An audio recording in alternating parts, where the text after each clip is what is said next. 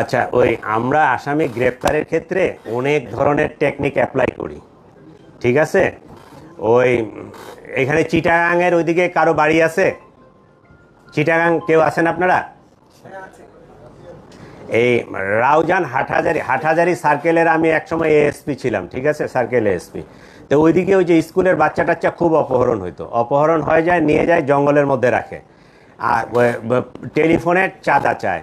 তা আমরা করতাম কি, ওই যে টেলিফোনে চাঁদা চাচ্ছে ওকে আইডেন্টিফাই করে ওর বাবা মা অথবা ভাই বোনকে তুলে নিয়ে আসতাম, নিয়ে আসে ওর সাথে নেগোসিয়েশন হইতো যে তুমি ভিকটিমটা ছাড়ো, তারপরে আমরা এটা ছাড়বো।